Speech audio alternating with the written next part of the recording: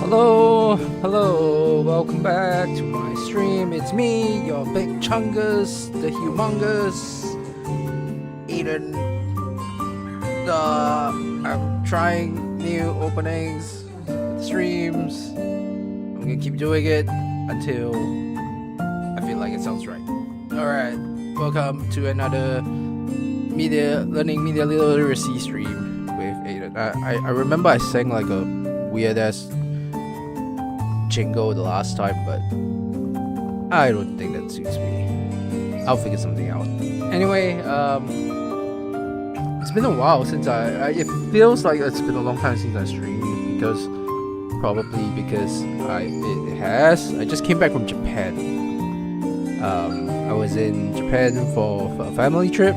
My mom getting up there in years. She wanted to check off some of her bucket list, see some cherry blossoms. So we went there, visited friends and family. All great, all fine. I have a video about Japan coming up based on that trip, so look forward to that. But today we're talking about interludes and intervallos in the case of like Limbus company. Media literacy learning stream, same as usual, but a little lighter today. We're gonna talk about like what interludes are for, why writers write them. We're gonna do a little analysis on Intervallo VII for Limbus company, and we'll see how that goes. If I finish earlier, I might do something else, and we'll see how it goes, right? But before we start, I did get a lot of like stuff from Japan that I wanted to show off. A lot of people buy like souvenirs and stuff. I bought a lot of gachas, like a crap ton of gachas, right? You just got. I had two rules for what I gacha, and that is it must either be like from a fandom that I like, or it's incredibly tactile and playful. So I had things like let me see, like this book. Yeah, it opens up into like a diorama of a moon. I thought that was pretty cool. Japan's gacha are really cool compared to Singapore. I got this, which is my favorite. I'm not sure if you can see it on the camera, but it's a crane game gacha.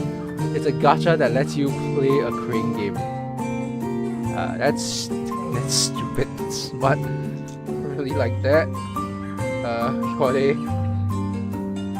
Got a chessboard gacha that has chess pieces. It comes with a tweezer so you can move the chess pieces. That's fun.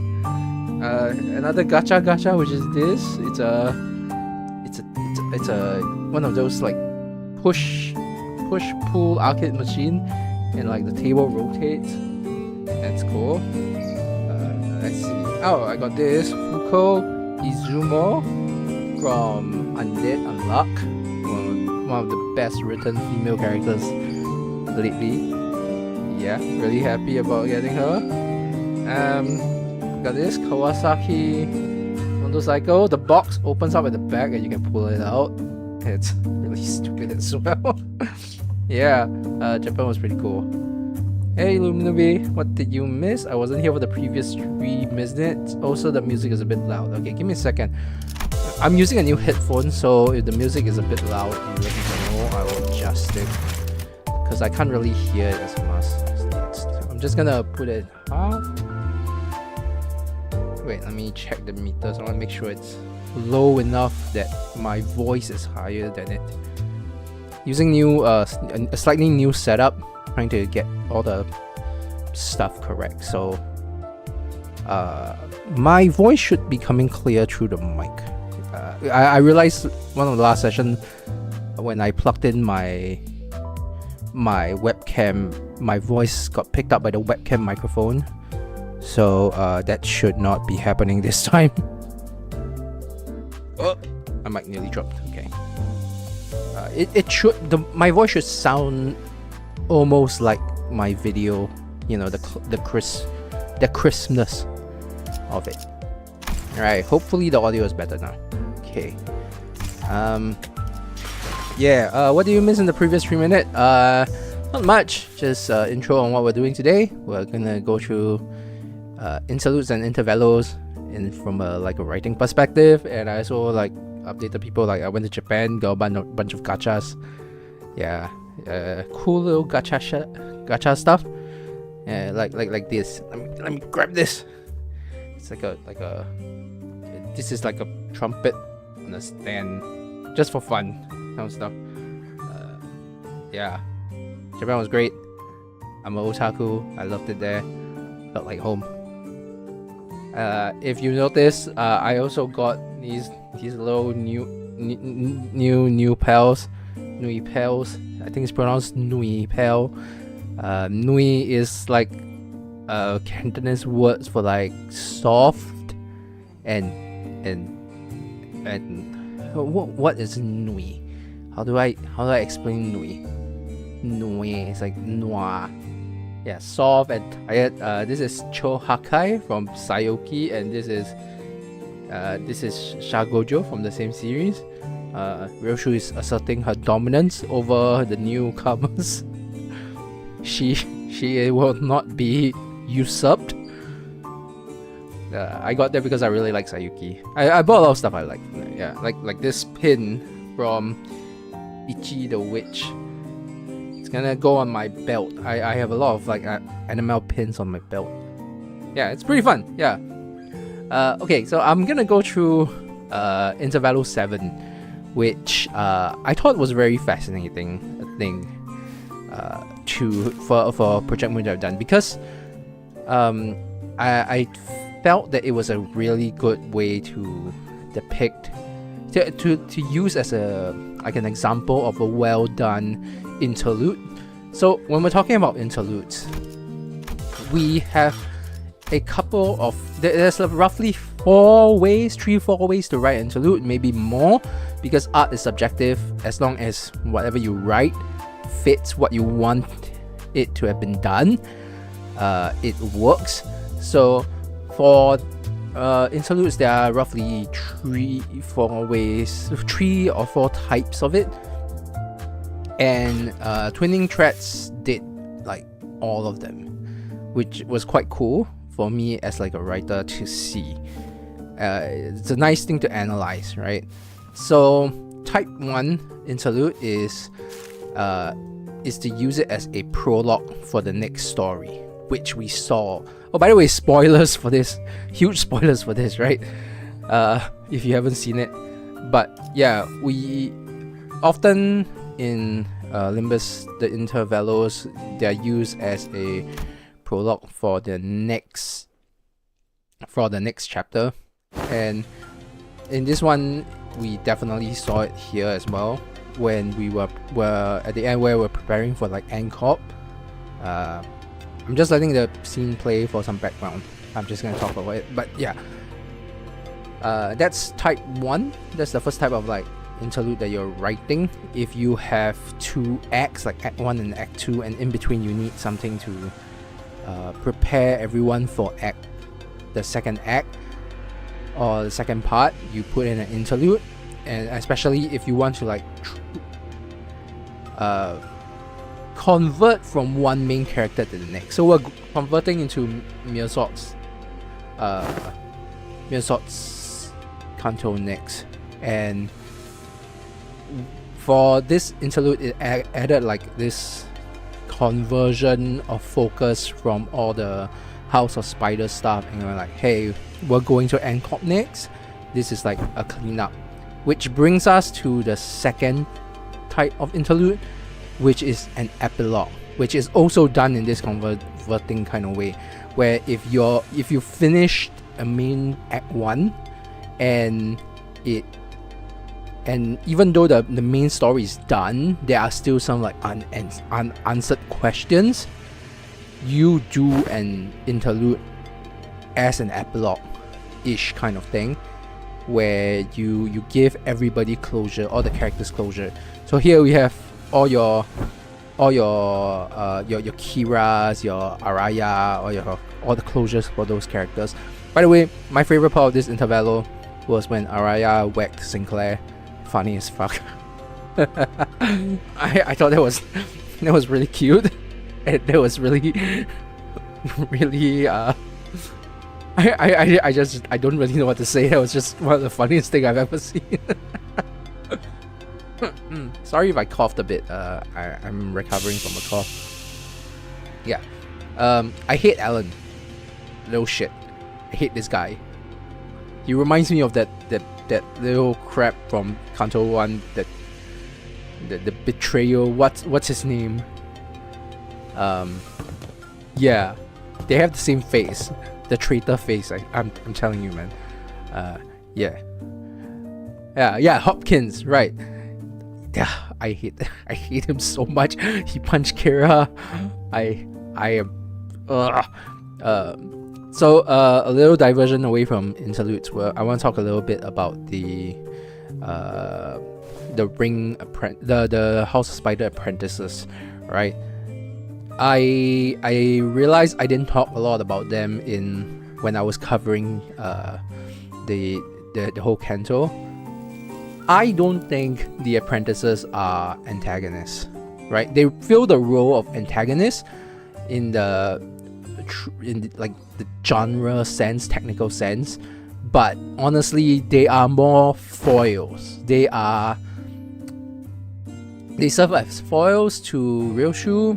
Some of them as mirror dimension Ryoshus, right? They're all kids of the House of Spiders, and they all have their own abuse history, and they all kind of are a version of Ryoshu that could have been.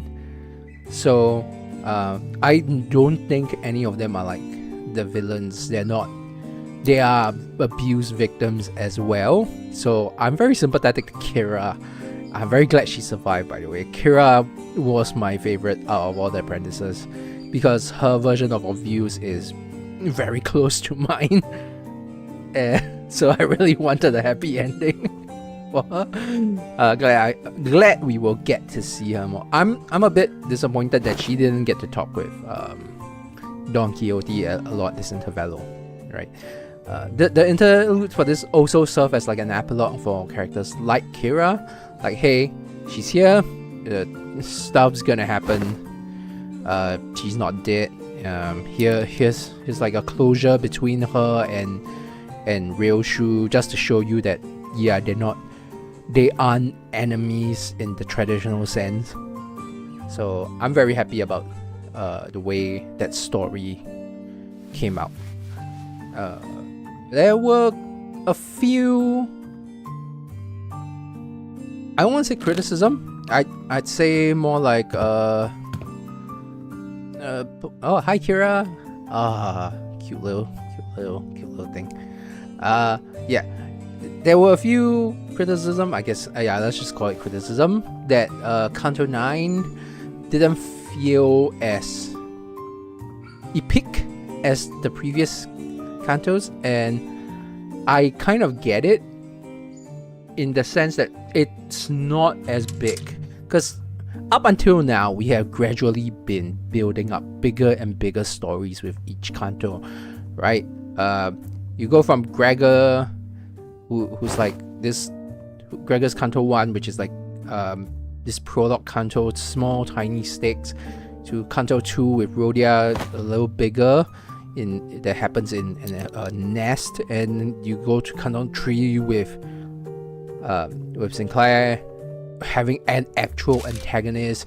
In Kanto 4, you're fighting you have an actual core, the K Corp, and then 5, 6, 7, X, etc. keep getting bigger.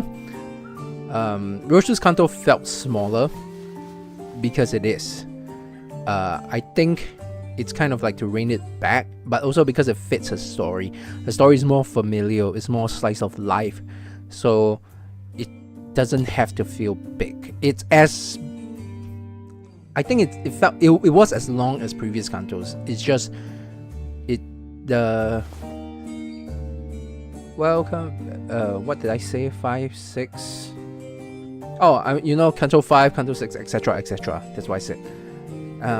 Yeah, and Real Shoes Canto doesn't feel as big as those, because those are like epic conclusions, and Real Shoes feels more like Heathcliff's Canto, you know, very isolated, very a concentrated six. God damn it, Luminobi. No, I didn't say 6, 7. I said 5, 6, 7. No. God damn it. I don't understand 6, 7. Okay. I can't judge because my generation used a really stupid saying as well, but it's very hard to deal with 6, 7. It's kind of like 69, but it's worse because it's right next to each other. It's a funny number, but I don't understand why it's funny. Anyway, yeah, that's my like post thoughts on Real Shoes Canto. And interlude, right? We're talking about interlude. So we've covered 2 types of interlude. We have like the prologue style interlude, which is a preparation for the next act, and the epilogue style interlude, which is a closing of all the plots for this one. And then we have the filler interlude, right? Different type of interludes are more commonly seen in different medias. Filler interludes are very popular in like anime and long-running television series. Basically, we need to put something here. It doesn't have to be relevant to the main plot, but it has to have a plot of its own. In terms of Limbus Company, aside from Twinning Threads, we have, I think, Hohenheim's interlude, the LCB checkup. It was one of them. You didn't really need it. It's just nice to have it as a filler. Same thing with the Princess Cultivation. The same thing. But I'd say, yeah, those don't serve much as like prologues for the next cantos, and more as a filler chapter. And the Arknight one too, right? Oh, right. The Arknight one is, I wouldn't say Arknight's Arknight story. The Arknight Limbus crossover is a filler. It felt more like an event. It's like bonus short story, right? It has absolutely nothing to do with the main story. Like, the interludes have to have something to do with the main story, in that interludes have to expand upon what the main story has. So you don't lose anything from the main story if you don't read interludes, but you will gain stuff if you read it. So if you realize in Twinning Threads, we don't actually need any of this. We can find out Kira survive in later cantos without it. And we don't, but it's nice to find out here, and it will give context later, right?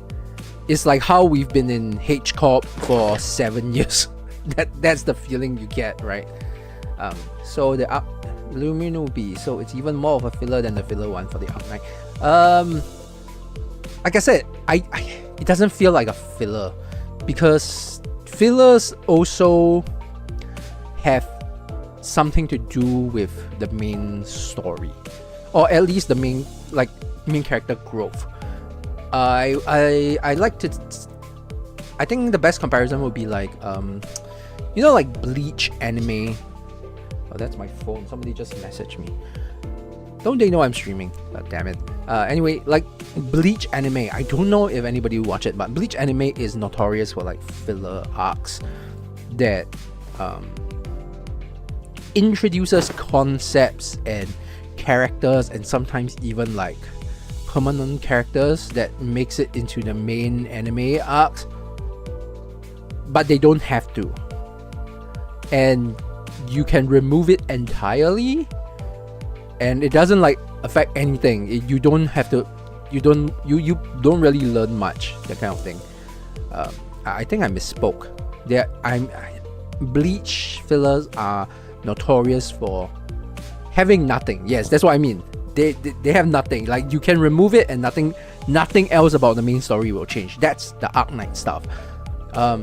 If you remove twinning threads, you lose context, right? Like this part where they're talking about their next step, you will lose the context of this. And that's the difference between like a short story related to the main story and an interlude. Okay, I think that's the best way to put it. You can kind of have a short story as an interlude that doesn't have context for the main, that doesn't like expand upon the main story. But like I said, art is really subjective. It depends on whether or not it serves your purpose. Like, even though I think the Bleach anime's filler arcs are very short story-ish and less interlude-ish, if the writers wrote it as interludes with that intention and it served it well enough, I can't really say it's not one. But this is how I would divide it. Gray lines. So a good interlude will have, I think a good interlude in the context of a main story will have to serve the main story. Surprisingly, like One Piece in terms of like anime, I'm just gonna talk about anime a bit. One Piece anime's filler arcs are surprisingly better. They have more, like throughout the later seasons, their filler arcs have more things to do with the One Piece world. I think it's because like Ichiro Oda had more contributions to it, and it felt more like it's the story that he would have wanted to tell if given more time. Like, it was his chance to add bonus stuff in, so it felt a lot more worthwhile to watch it than like Bleach's in filler arcs. Right. Okay. Back to Limbus Company. The what's that? Prologue style, epilogue style filler. The last one is the what's it called? The connectors, the expositions. So it's to fill in information for the next act. It's like a setup, right? I wouldn't say it's like prologue. Prologue is kind of like a transfer of the pacing of the story. Like, you're going like, hey, this ended here, we're starting the next one, or this next section is starting here, right? So that would be how a prologue interlude is. But a exposition interlude just kind of drop information that gives you more context in the world, and that is none of all these types are exclusive. They can, like I said, twinning threads is pretty much a really solid combination of all these types, so they don't have to be exclusive. But the law drop thing is specifically for information dump, and I think there's a lot of it in twinning threads about the corridors. The corridor is like the information dump that we are pretty much given. I didn't read Leviathan, by the way, so I'm not as well versed on the corridors. I thought it's quite cool though. It has that SCP Foundation kind of feel, but then again, that's basically Lobotomy Corporation, which I will still not be playing a full stream of yet. I may be convinced for money. People give me money and I might do it. Torture myself for that. Wayfarer Corp. Yeah, all those are like the exposition dumps to set things up. Thought that was pretty cool. While I talk more, I'm gonna try the reflect trail. I already finished the normal, so it's the hard mode now. No idea what I'm doing. Just gonna YOLO it. Team. Let's go. Yeah. Just gonna YOLO it. See what it's made of while I talk more about interludes. When I was starting, like when I had an example for like exposition interludes. Right, my friend Marie Howard, she's a writer. She writes like novellas about what is that team, bro. This team is, I put everything together based on vibes. Right? Doesn't matter. Wait, why did I put her in? What is this team? Hang on, this isn't right. Give me a second. I'll quit. You are right. You are right. I messed up. What is this team? Oh, I remember what is this team. I was like making a team before I started. I was just playing around. I guess I forgot to set things properly. Okay, hang on. House of Spiders, ring lock, always get real shoe. The spider. I really want. Damn it, my brain's not braining. My brain always stops braining when I go on stream. Why is Musou level 8? Alright, I've been farming my ID tickets. Still not enough. Yeah, I just finished leveling up Faust.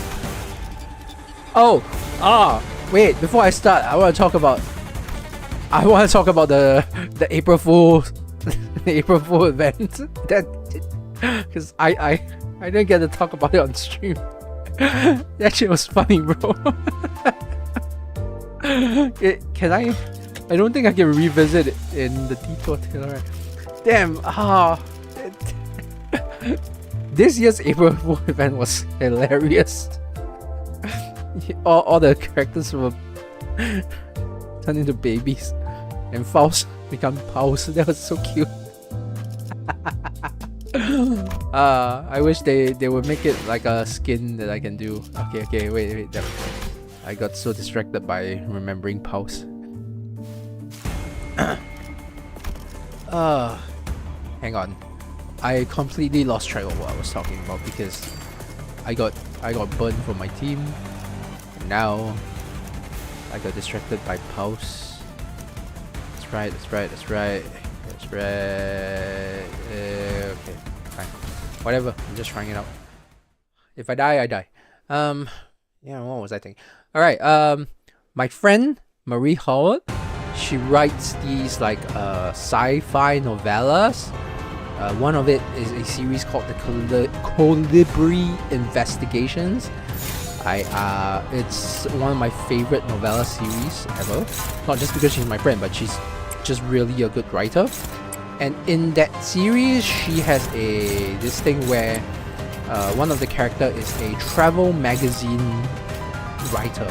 So in between chapters, you will get excerpts. Wait, what? My brain is excerpts of her magazines, right? Where she will talk about a planet that she visited or is visiting that is relevant to the story. Wow, why are you so weak? I messed up again. Oh, you're level 6. You're right. Well, struggling is not impossible. Try your best, Ishmael. Yeah. Oh, damn. I was about crazy. No, you did it. Yeah, it's fine.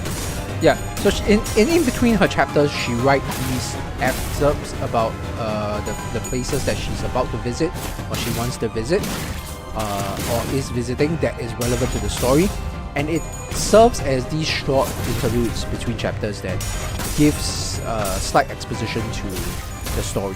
That's kind of how Project Moon has been using all their intervallos, even from all the way from the first one, even from like the pop-up. You know, it was for introducing K-pop, which immediately became relevant because Yi-sang's kanto was done in K-pop, and everything onwards, the warp train, Bogart, the upcoming Bogart, the Night in the Backstreet Bogart, is yeah, I'm doing hard mode. Yeah, here's the tribulation. The Night in the Backstreet Bogart, all of it is to set up the next intervallo, the next control, right? So that's pretty much how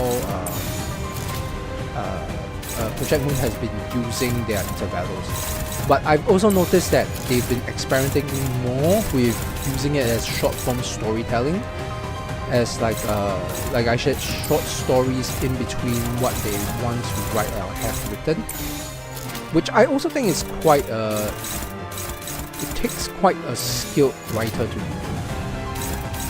to have each intervallos be a new story itself. Right? I've recently been trying to do that with my own writing, where my interludes are by itself stories. I find it very challenging. I think it's a very complicated thing to weave short stories within larger stories, in place with the larger stories, but are still standalone. Because usually the larger stories are this like interconnected web of plot, events, and then you just throw in a short story that has to kind of fit into the middle of that plot, not kill the pacing of the plot, but still be aside from the plot. It's doing a lot with very little. Very impressive right now. That's just a me thing. Also, Ring Yi-sang has really gone down the meta train. Bro needs to lock in or something.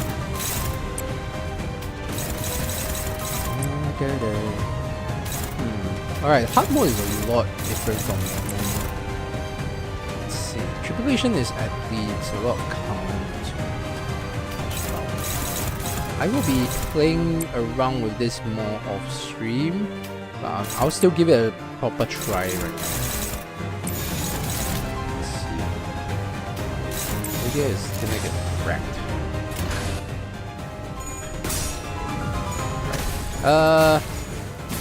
Upcoming. Is it a spoiler? No, it's not a spoiler. They announced it. The upcoming Night in the Backstreet Bogart. From a story perspective, I'm very interested. Right? Everyone is like focused on the new Ricardo ID and our favorite abnormality getting an ego. Personally, I am very interested in the announcer. It's a huge lore drop, isn't it? Like, the announcer is sweeper announcer and it's translated. That it's like you can't drop such big lore in an announcer. that should be like illegal, right? Man, I'm not gonna pass this. I'm just gonna play this for fun. I would definitely play it. I will pass this before the event ends, but for now, just for fun. But yeah, you can't drop such a big thing in a freaking announcer. I'm hoping. I have my theories on like the sweeper. I think they are a singularity for one of the either the head, the eye, or the claw. Like that, I think it's the claw. It might be their singularity. Man, this is quite hard. I think I need to farm up more EXP for that. Illuminati, Jihoon realized he was never going to feature the sweeper ever again, so he made them an announcer. No, I think... Will he feature the sweeper again? The sweepers were very, like... They have that outskirt monster feel. In the sense that they feel like a natural occurrence in the city. But with the announcer having like a translation of it, it means that they're not, and it's not like a natural part of the city. It's almost like the prediction machine for the index. You know, it feels like one of those things, a magic that is just the way the city works. Oh god damn it. Big bomb. Which one is less painful? This is less painful? Clash? Don't clash with me. Oh. Oh well, it's fine. I am fine with dying. Yeah, but it feels like that's what the sweeper feels like. Does that make sense? Am I making sense? I feel like I'm going insane sometimes when I'm talking about Project Moon speculation stuff, which is why I try not to, but I still do. Yeah, I know a lot of people are very, very high on Ricardo Heathcliff. It feels like all the other stuff, the ego.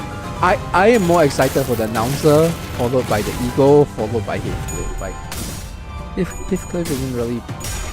Ricardo Heathcliff isn't really high on my list of things. It feels like a meme ID at this point. It feels like Team Rocket. That's what Ricardo feels like. So I'm not very excited about Ricardo. I could be proven wrong. He's done it before. That team of writers, that L director, what's wrong with them? What kind of crack are they smoking? I want some. Yeah. I think there's something in the air with like countries like Korea, South Korea and Japan that makes people write crack.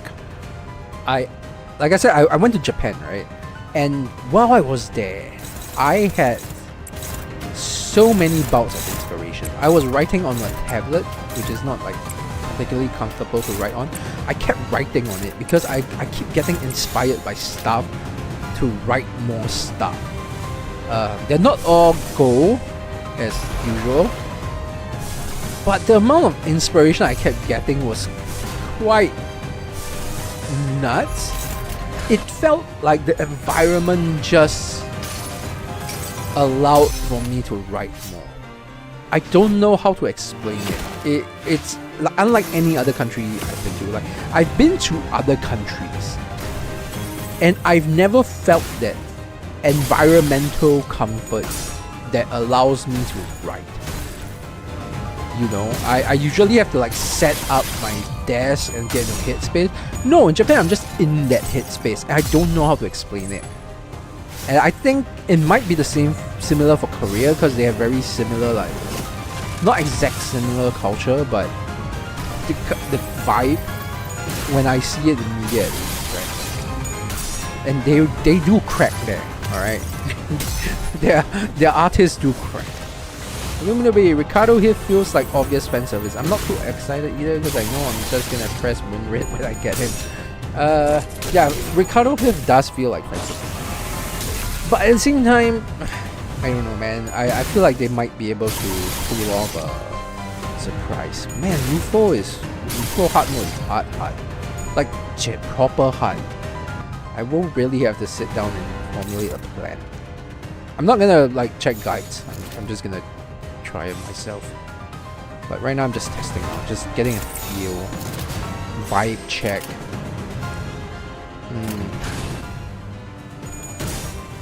Yeah, I feel like environment plays a lot in writers' capabilities to utilize their medium, because there was stuff that I learned about my writing. I've only been in Japan for 10 days, right?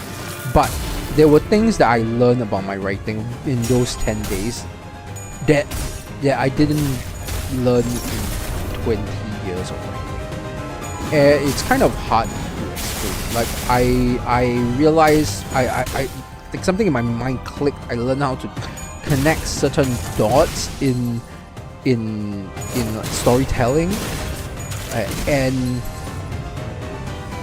I really don't know how to explain it. There's just something in the air.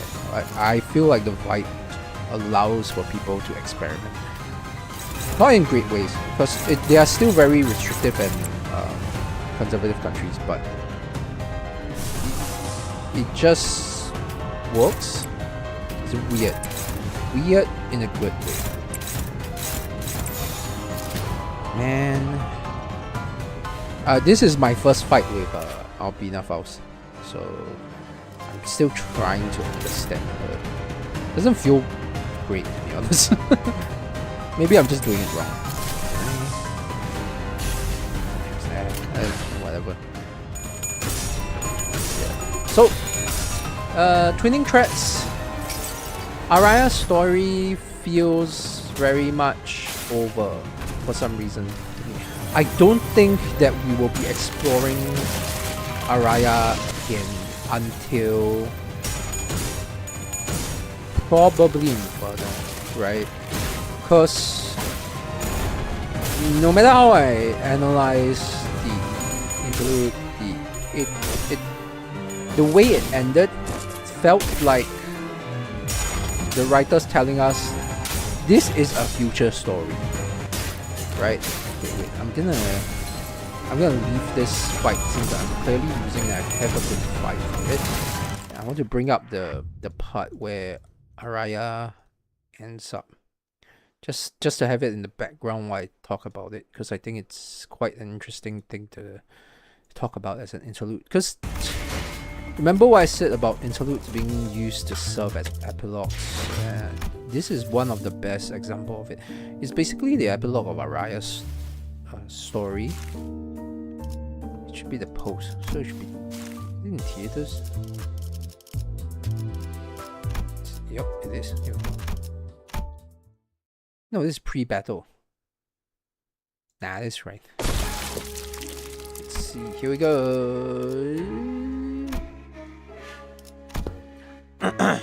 Yeah. So Araya's thoughts in this scene where she allows Ryoshu to finally draw a sword and cut out pieces of her memory again, but not enough to like cut out the important stuff, feels a bit like the authors telling us that this is the status quo for this character and her story is to be continued. If you're familiar with serialized stories like say Sherlock Holmes, there's always this like reset to a certain status quo towards the end of a story, like especially if the whole story isn't complete yet. And the reset is to put the character in a familiar situation so that when the main story continues, you can just pluck off from the previous main story.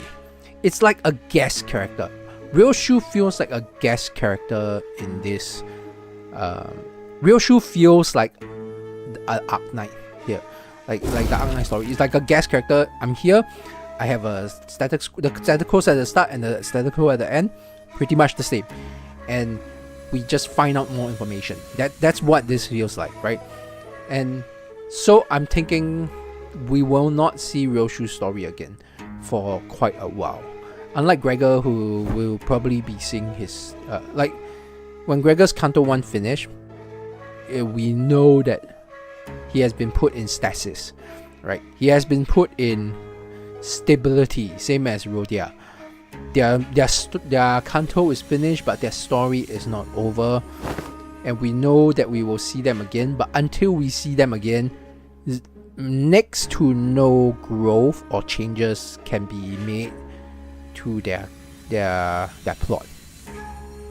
This is basically the real shoe status right now, and the real shoe and Araya status right now. I don't know how I feel about that, because on one hand,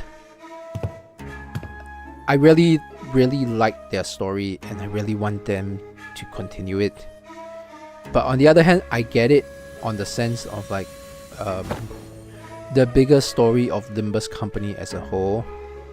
Their story is not key to it, right?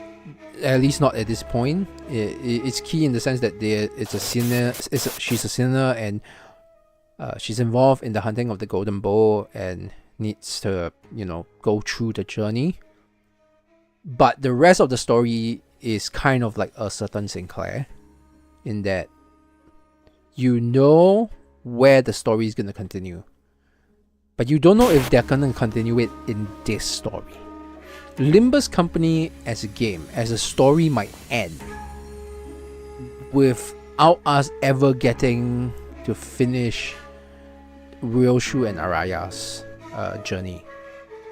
This could just be like a next game thing, and we won't know. I think that's one of the weak points of serializations. Like Limbus company. Limbus company is a serialized story, so is that you don't know when it's gonna end, and it kind of burns my soul. Because if you're a person who reads stories for characters, right? Comic book readers like to read in chronology of characters. They will have like a favorite characters, and they will hunt for comic books in the chronology of the characters.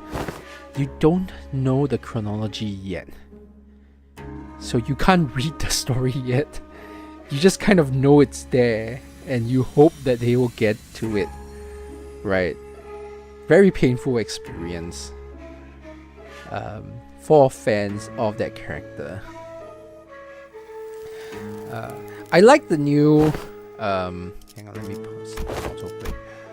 Where's the hey, I paused. I like the new fonts for the scabbard, by the way. I'm not sure if I talked about it yet. It looks a lot better than the Arial Chinese font. I was one of those people who thought that the new font looked like they use Arial Chinese.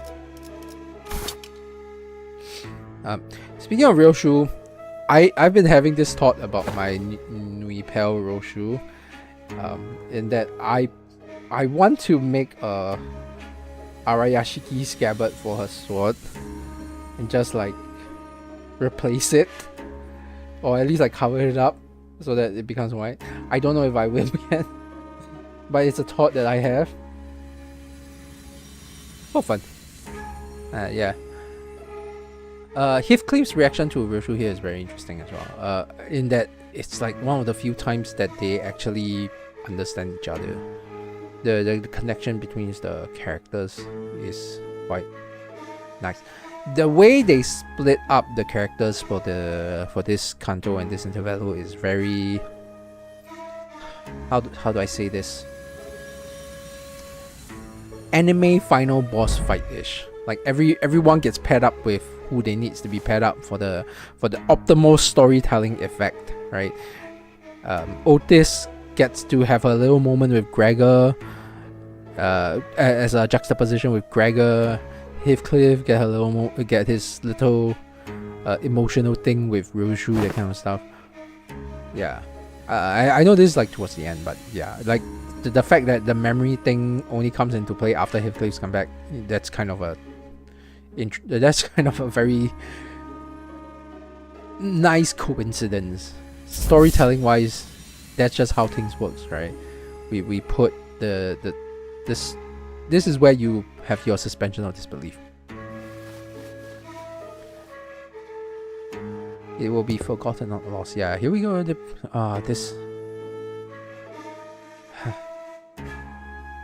This is like the crux of Ryoshu's story that kind of breaks my heart.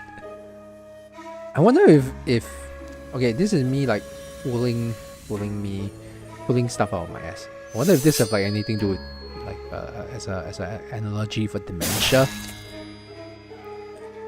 I think people who are like caretakers for people caretakers for parents with dementia might feel this way, you know.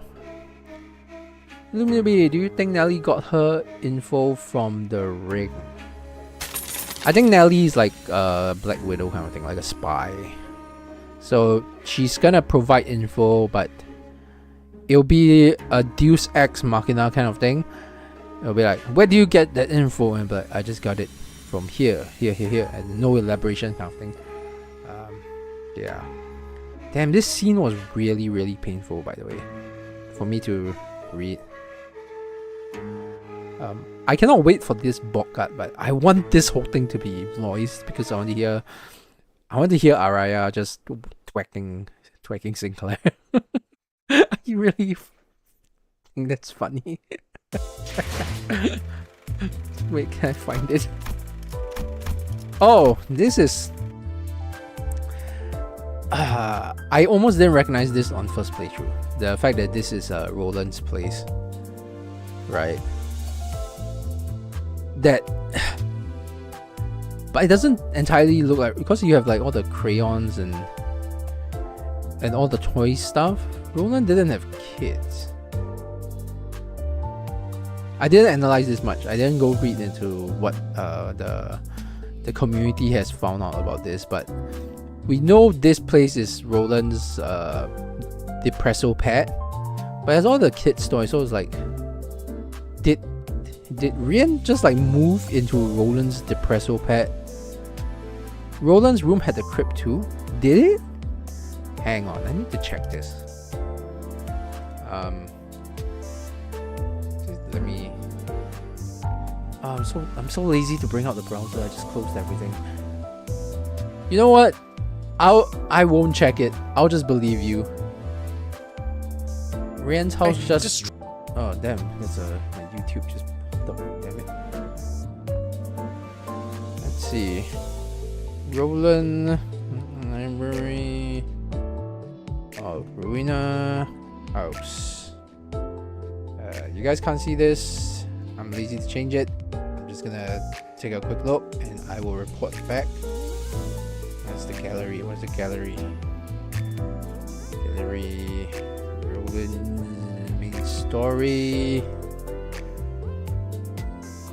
Oh, there we go.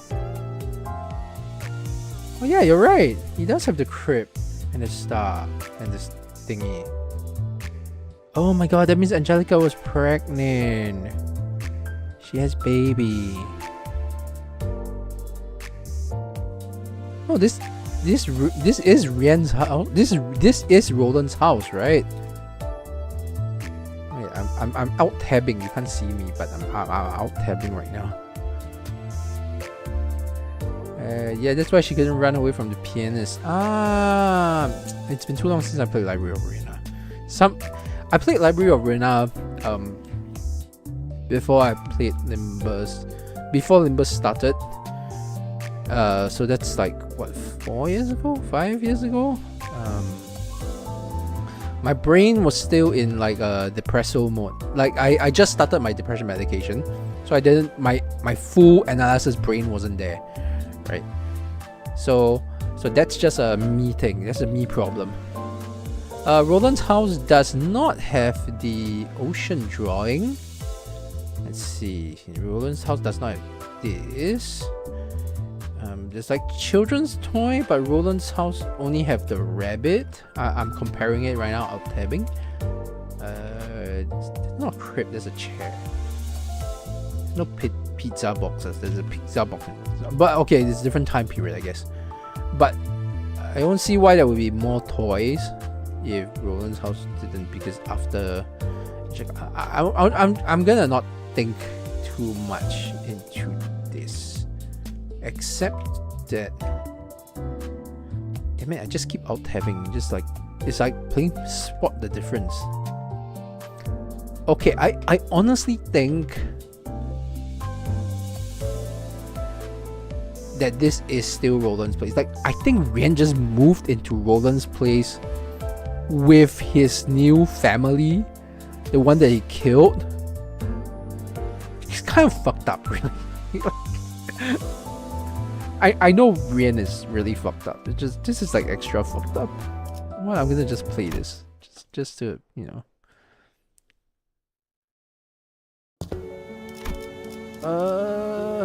Rian is older than Roland. Sure, yeah, but it's just the timeline for Rian is very hard to establish, because the way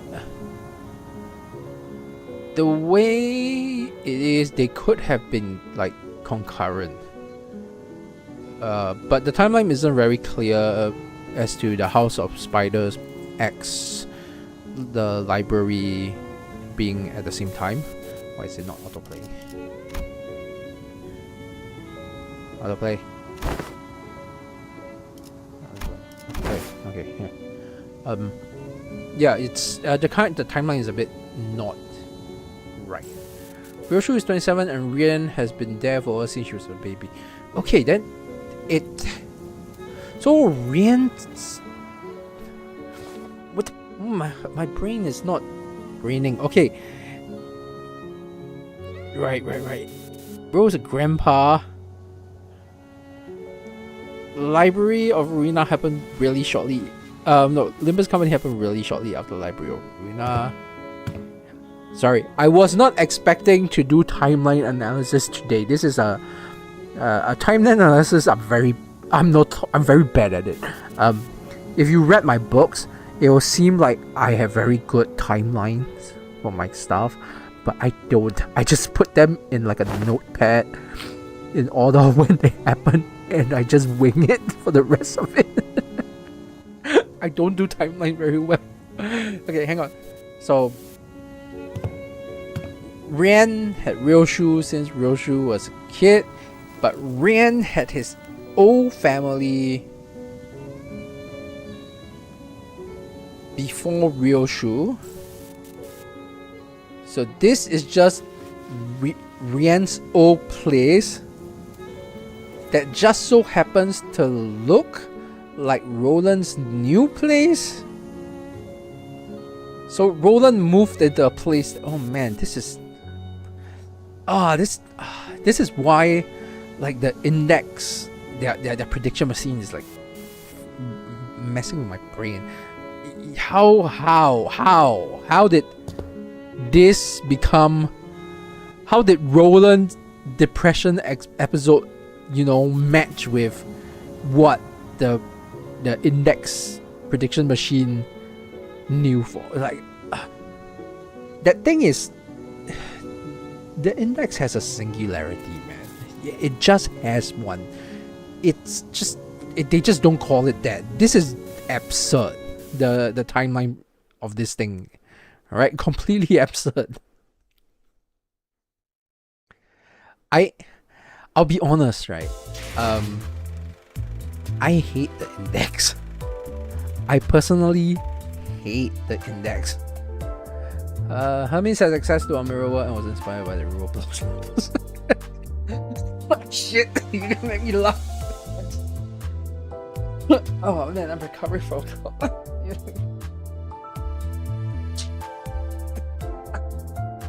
I need water. God damn it. I'm gonna die. Alright, that's it. I did say that if I finish analyzing the interlude stuff early, I was gonna do something else. I did finish analyzing the interlude stuff early, but then I ended up getting into this stupid index rabbit hole. I had a thing planned where I was gonna write a fight scene. Let me just. Yeah, I've been back writing my novels again, so I wanted to like say, I have some time. Let's write this fight scene for fun on stream. But we're kind of out of time.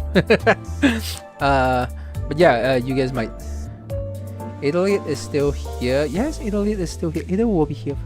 Interlude is the main. Okay, this will be specifically for people who read my books.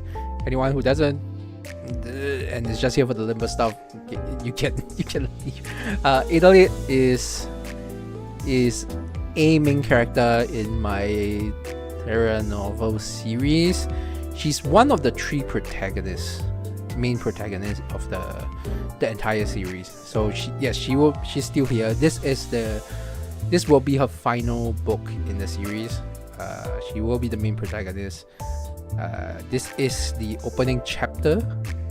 I'm starting out with a fight scene because I like starting novels with fight scenes. I don't know why. You know what? Let's do a little analysis of how I wrote this, starting 400 or 500 words.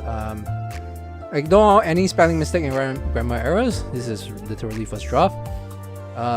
So just a very quick writing lesson here, okay?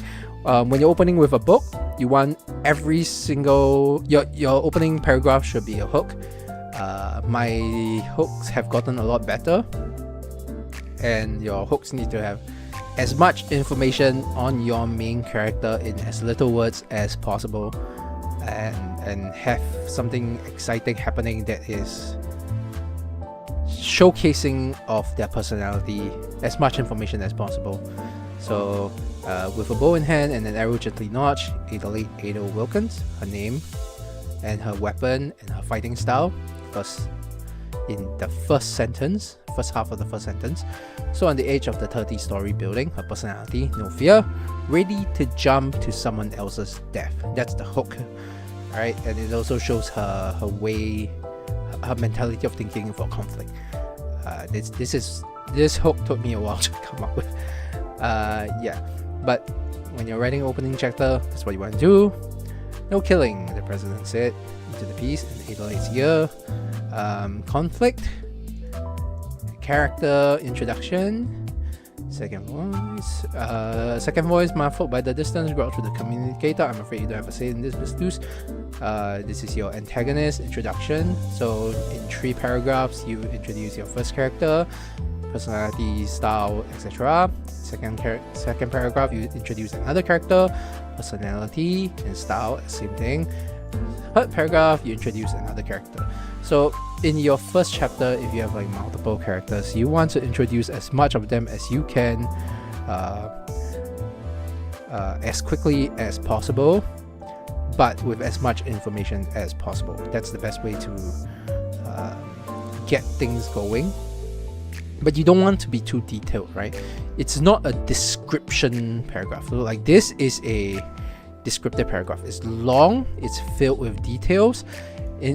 Imagine it in your head that this is like if this is a movie, this would be an establishing shot. It would be like one of those long pans or tracks over a cityscape to showcase what's going on, cars honking, that kind of stuff. Well, these are just quick 3-4 second scenes to quickly showcase who the character is and their voices. You have that kind of thing. You have that kind of image in your head. Illuminati, I pronounce her name as Ada. I've always said Adele. Oh yeah, I pronounce it as Ada. A couple of readers of mine have asked me about a lot of my characters' name pronunciation. And yeah, the Terra characters, their name pronunciations are a bit off. Like Terra is pronounced as Terra, T-E-R-R-A, but you have a very soft H in the middle, so it's like Terra. Yeah, that it's a way that word pronounce. Ado is Ado, not Adele.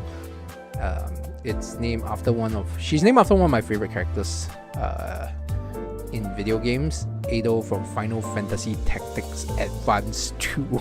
Very specifically. Yes. Yeah, she's pronounced Ado. Lucinda Baranska. Her name's a play on words. Baron Sky. The 3 characters. There are 3 characters with this naming convention. It comes from like I don't think you've read it. I wrote a novella called Terra Keep Walking. It might be on my Patreon if you read it. The three main characters there are Lucinda Baronska, Joe Ashlyn Stillwater, and Jacqueline Fertilance. All of them are play on sky, water, and land. So yeah, that just a little bit fun stuff for when I'm writing. Yeah, so I wanted to do like action scene writing on stream. I don't think at the time, but this is something I've been thinking about. Can I stream my writing, and will people even be interested in watching, kind of thing? Because you'll just see me, I don't know, type a few words going and then pause for like half a minute, and then type a few more words, and then going again. Yeah, it has been fun coming back to writing fiction. I spent the last 1.5 years doing like editorial, like editing and stuff. Boy, that shit was a slog. I guess it's my fault for editing on like a trilogy basis, so I always edit like 3 books in a row. But god damn it, that was a slog. It was so painful to do. Yeah, but yeah, fight scenes are kind of like my jam. It's my bread and butter, you know. I'm a Monty Ohm follower, so I learned a lot of my fight scenes from him. And unlike the rest of the stories, where usually I let characters breathe, I let them do their actions, and I kind of like, I'm kind of a documentarian. The moment I get into a fight scene, it's really well planned. I have an image of how the scene goes and how the speed goes. Luminubi, and I haven't even written that much. You hate editing and you haven't even written. Yeah, editing. Some people like it. Some people find it very calming. I'm not one of those people. Editing is a pain for me because the brain mindset for editing and the brain mindset for writing is very different, and I have to switch between them. So it's very painful. So I write in serial form. So I write 1 chapter a week, and then I plan out in between chapters, and then I post it on my Patreon when I'm writing. At least I'll post each chapter on my Patreon, and then wait 1 more week and post, wait 1 more week and post, take a break, and then return again. I do that because I'm a first draft writer. I plan a lot to write 1 draft. I don't like rewriting. I find rewriting very bad for me. This doesn't apply to everyone, but for me it's really bad. Like I get too much in my own head when I rewrite. So this kind of long planning for 1 draft is like the best way for me to write. That's how I write. But that also means that I really, really suck at editing because of that pacing. Right. So I was talking about fight scenes, right? So fight scenes, I was gonna explain. Okay, I'll just do a quick one, right? When you're setting a fight scene, you need to set up your settings. So you have your paragraph for your settings. This is your paragraph for your setup. Like what is prepared for your setup, your weapons, what positions you are, what equipment you have, what knowledge do you have, is here and all the way up here where you have your image of the bow, right? Set up, ready, that's your character in place, and then you have your setting. Why is there a random she here? Okay, Ado watching since the beginning, this will set up like your setting. The fight is gonna happen from this rooftop that Ado is standing on, all the way to the limousine that is carrying Lucinda, that's driving down the road 30 stories away. And that's your fight scene. Your brain will just like create that scenario, and it's like an image for you to start. And then the action begins. Drop off, no hesitation, and then character description. This is at this point the fight scene has started, right? I did this character description here specifically and not earlier because this is to give like, or this is aura farming. You want to create like, oh shit, Ado is falling off a 30th floor building with her scarf and green stars, and she is just and that's the color, like a streak in the sky. Wait, is this taking place in the modern era? No, this is taking place. Okay, so in the world of Terra, every continent has different countries, and each country has like a theme to it. And this is taking place in the Republic of Dogon, which is themed after cyberpunk. So the technology there is very advanced and basically, scientific, right? Futuristic almost, but they are limited by land and environment. They can't move out of it, right? Other countries like Everwind is themed after steampunk. Eleanolia is themed after magipunk. Rubicon is themed after like this kind of fantasy forest, kind of elven land, mix of like Asian, Japanese, Chinese foreign land. There's a country called Nugo that is themed after the gambling den. Empire is kind of theme after the Dark Ages.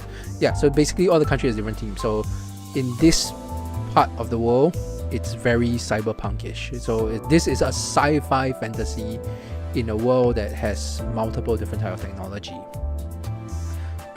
So yeah, Italy jumps off green. You have all the colors, you have all the aura farming in this relatively long paragraph, but this is when the fight scene has started.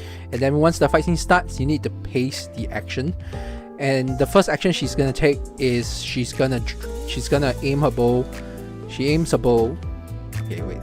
This is what I mean by whether I want to do a writing stream, because I don't know if I can write and talk at the same time. So let's see.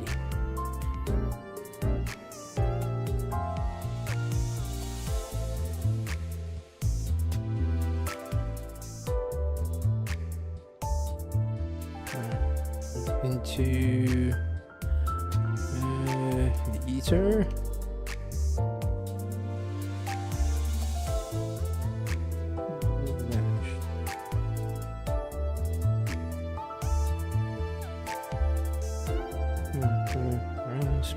That's an ability activating when she can teleport stuff and herself.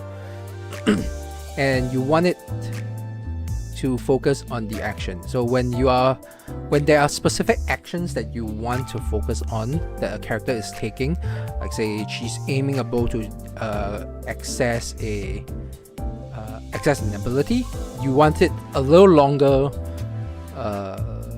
I call it like 2 beats. There are things that I call like 1 beat, 2 beat, and multiple beats. This is like a long take. So 1 beat, this is like a 2 beat thing. You take 1 beat to absorb and 1 beat to analyze, and then you do the action. So and then you go.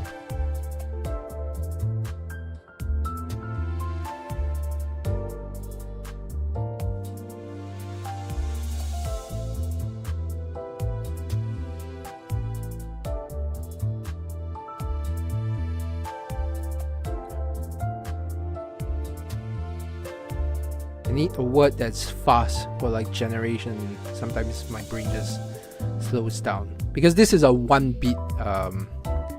This is a 1 beat sentence, right? So it should be at most 3/4 the length of this.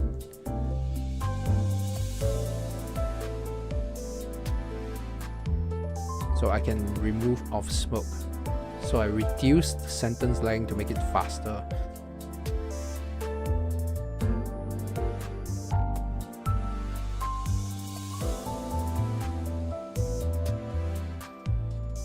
Smashes into the window. Remove that. Yep. Duplicate path generates before the car and smashes and the arrow smashes into the window. So it's slightly faster, gives you like 1.5 beat, pretty okay. It showcases her ability to teleport stuff, so immediately you set up her ability within the story. I know this is like the third novel that 808 is appearing in the timeline, but I write with the with the idea that every novel is the first novel that someone is reading. So I do my best to set up the abilities of each character. So Ada has this ability to teleport herself and items. So now I've set up her ability to teleport items. I need to set up her ability to teleport herself. And she, in a blink, she blinked, reappears. Instantly, she reappears. She is now in front of the car window. 30 stories down. Stories down, correct. The momentum is shifted horizontally, sending her into a dropkick.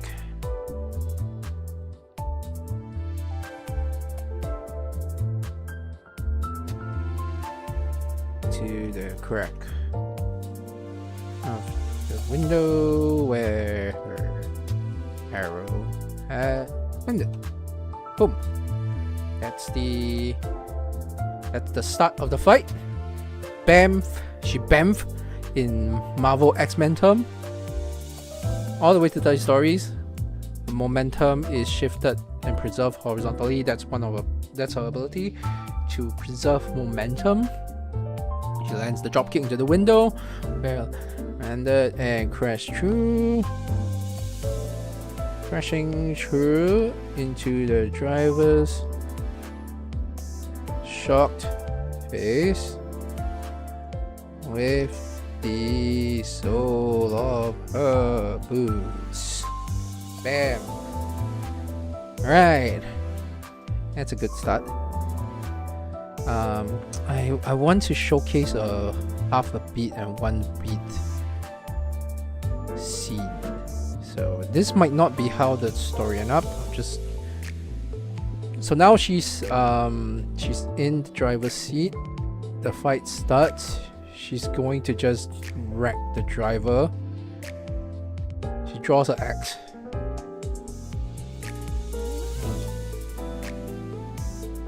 Nice. 1 beat. Quick, but still focused, so you can see the action in your eye. Slam.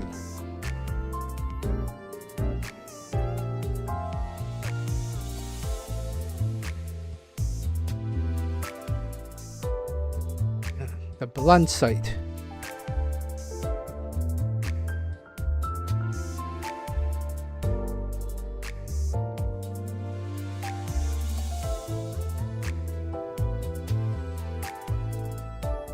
Alright, so this might not be how it will end up, but an example of a 1 beat, something that's fast enough for you to see a quick action. You don't know where she draws it from specifically, but you know that she has done an action. Slam, half beat, quick. This is I like to do this like a slam, punch, kick, groin. I like to do that to showcase very, very fast combat action. The blunt sideways smashes across the driver's face. This is 1.5 beat, and you kind of like, I think this is the half beat. No, this is a 1 beat. This is a half beat. This is closer to a 1.5 beat, 1 beat kind of thing. But yeah. So when you write action scenes like this, you kind of have to understand the pacing of your writing to know how fast the imagery is flying at you, and how much you want your readers to be able to visualize a certain event. So you have your longer stuff to do setups, and then you have your slightly shorter things to do impact, and you have your big ass long things to imagine. This is like a slow motion in the movie. I like to imagine fight scenes as scenes in the movie, and what they would constitute during the action. So draws or X from the waist, slam. If you picture this as a movie scene, you have about like maybe 10 frames between them. 8 frames to draw from the waist, 8 out of 24 frames a second. So it's like 8 frames to draw from the waist, and then bam, 3 frames to slam the X, and that's it. That's like a really quick thing. And that's how you that the sound effects. I know it's very weird to hear it, but that's how action writing is. A lot of writers make a mistake when writing action scenes, in that they over explain actions, right? So if they're throwing a right hook, say they're throwing a right hook, instead of writing he throws a right hook, he will write the character draws his arm back, showed fist over his shoulders, hold and swing. That's too long, man. Just right hook, that's it. You don't even need he does right hook. Just right hook, left hook, jab, uppercut. That's fast, it hits, it's impactful. Your readers will fill in the gaps. You don't have to do really detailed stuff. That you leave the detailed stuff for like complex maneuver that you want your mental cameras to follow, that you want your readers to kind of like understand the action. So this is a complex maneuver where she teleports down to the front of the car and drop kicks the arrow that was embedded in the glass window of the car, right? And you need time to set this up. So for this, it happens in a slow motion, in like a movie scenario. You can almost imagine she goes blink, bam, and then she's about to drop kick. You can almost see the driver going, oh my god, she's about to drop kick me, and then she Kamen Rider kicks the car right in the arrow, smashes through, lands on the driver. Everything relatively fast, but the action is detailed enough to draw it out, right? So in movies, there's this thing called the 3 frame rules that I learned while I was making movies, while I was doing like film studies. So in an action scene, directors like cut between punches. I personally like long shots in movies, but when you're cutting between like attacks and punches and shots and stuff, you leave 1 to 3 frames from one shot to the next, so that your viewers can connect the scene, connect the shots. From shot 1 to shot 2, you have like 3 frames in between that is basically the same, that the 1.5 frame, 1 to 2 frame of the end of the first scene, and that's replayed at the start of the second shot. First shot that is replayed at the start of the second shot, and your viewers will connect those 2 shots together. But that means that those 2 shots will be slightly longer than real time. This is the same thing here, right? This is a slightly longer reading pace than what the action is, but you are connecting this to this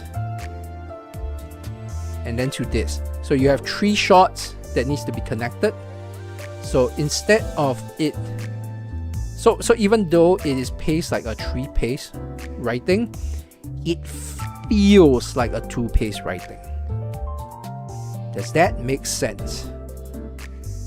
I hope it makes sense. There isn't really like textbook explanations for this. A lot of all these artistic styles of writing differs from writer to writer, and each writer has different ways of conveying this. I have a friend, another writer, who wrote really good fight scenes that are incredibly detailed. Like, she would have an entire paragraph that is like maybe this long, as one whole paragraph, right, to describe punches and kicks, very basic maneuvers, shoulder throws, all that kind of stuff. But it's super long and super detailed. But she writes it that way so that each action will feel like a flow state. So it feels like a long shot in a movie, like a single long uncut take, and it feels like a long ass combo in a fighting game. So while right here I have like, he draws away from an axe, slam, blunt sight across the driver's space. It feels like just 3 quick smashing action, like a comic book bam wham bam pow. When you do the long take, it feels like you're watching a fighting game, and that's a completely legitimate way to write. It allows you to create a different sense of building tension. I think I wrote a fight scene like that before. I'm trying to remember. I'm not sure if I did. Might be in Queens of Camelot. But yeah, those kind of fight scenes are for different reasons. So yeah, that should be it for my fight scene talk. But yeah, this was what I wanted to like experiment with, writing streams, just me explaining writings and stuff. I don't know if I can keep doing it. I don't know how fun that was to watch, how informative that was to watch. I don't know if you learned anything, to be honest. And I started with action scenes because I'm very confident in my action scenes. Illuminati, do I have anyone who beta reads my stuff for me? So I used to have, but I don't anymore, and I think that's fine for me because I've been writing for so long that I kind of just have I think it's just experience at this point, right? I had a beta reader for the first 7 years of my writing career, and after that I have beta readers. I have not proofread. I have, what's that called? EARC readers, early access readers. Basically, once I finish a novel, I'll send it to friends who will read through the whole thing and tell me for the whole pacing. At the start of my writing career, I have beta readers who will read through chapter by chapter as I write them, give me feedback. But as I got better, in like year 15, I say, I kind of backed away from it because it kind of messed with my pacing of writing. Like I said, I'm very bad at editing. So whenever I go back to something, the pacing of the story, I find that my writing style, the pacing of the story will suffer. So I work better when I have to go back and look at the whole. If I have to go back one by one in chapter, the pacing of future chapters start to suffer because I let my characters breathe a lot. I record their actions, and I have to go back and edit their actions chapter by chapter. It messes with their action. It's like you're a court stenographer and you're writing how everyone acts, and you realize you made a mistake, and then you go all the way back and you have to remember it, and you type it back down, and it doesn't feel right, and it feels like it's kind of unnatural. So like this one is an example I just wrote. It's not gonna be how it ends up, so that one is gonna be deleted. But But yeah, I will let Ado, direct the action scene as it goes. I have a kind of like idea of how it goes, but she will be the one calling the shot. Do I care a lot about grammar and spelling mistakes? Only for the final draft. So like I said, I worked on single draft. I think I need to explain like my draft processes. I write one draft. First draft is the zero draft, and that's it. I don't rewrite the chapter all the way until I finish the entire novel, and then I edit it for I do one round of editing for like right before I publish, just a basic spelling and grammar check. A lot of things still get past that. I still have a lot of mistakes when it goes up on Patreon, but once I have the entire novel ready, I compile everything into a, let me see if I can, so pull up 3 fix. I will need to switch my window capture.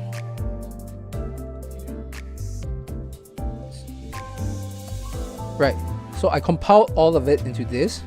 So I have my book 1, book 2, book 3, and when I'm compiling this big ass collection of books, then I start to really go into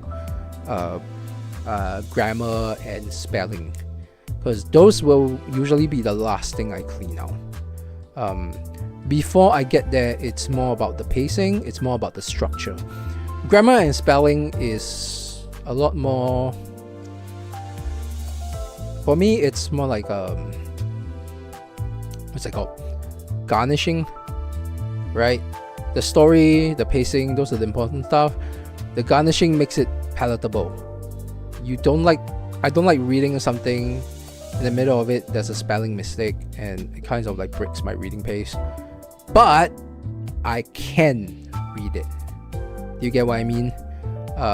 Different authors will have different approaches. This is just my approach. This is the one that I found works for me. No idea why, it just does, right? I've noticed quite a few spelling mistakes in my book.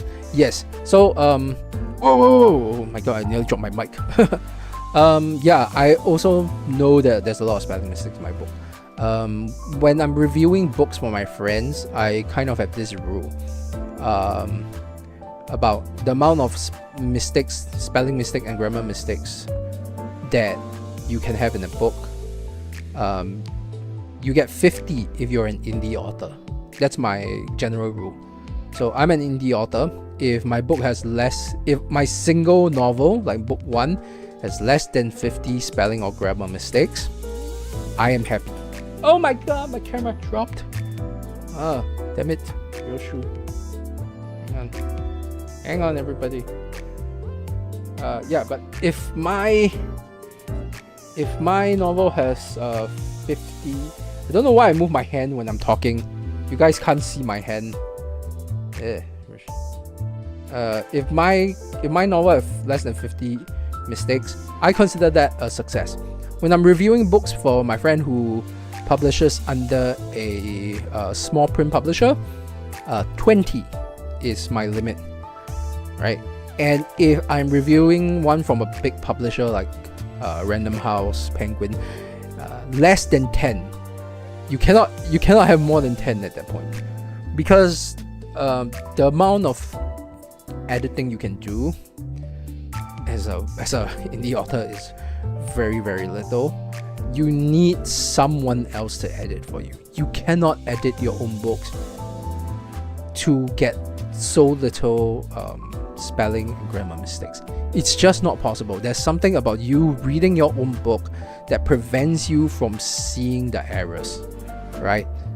I see errors in my friends' books when I read them, the same way they see errors in my book when they read mine, because the brain just, there's something about the writing brain that just doesn't work. You cannot edit your own books cleanly. You can do your best, but it's very, very hard. For my very first book in my 139 trilogy, in the evening, I hired an external editor it was really very expensive, so I could not afford. That was just like an experience for me. Like, how much does it cost, and can I do it again? What's the experience of it? And it costs $1,600 to get a professional editor for your book. I cannot afford that regularly, so this is basically the best I have. I have like me doing my editing, my proofreading, and I may have 1 or 2 writers friends look through it. Yes, $1,600. It depends on how much editor charge. Some charges per project, some charge per book. Let me just bring out calculator. If I remember correctly, my rate, I'm considered like a low rate editor. I'm a writer more than an editor, but I do editing sometimes. So my rate is 6 cents per word. So my book one here has 86,000 words. So that's 86,150. Oh no, sorry, not 6 cents. What I charge? 0.06 cents per word, not 6 cents. 0.6 cents per word. 0.6 cents per word times 86,151 words. So my rate is about $500. The editor I worked with charged, I think it was, I'm trying to remember, it's been quite a while. I think she charged 2 cents a word. She charged 2 cents a word, which is, yeah, 16. Yeah, she charged 2 cents per word.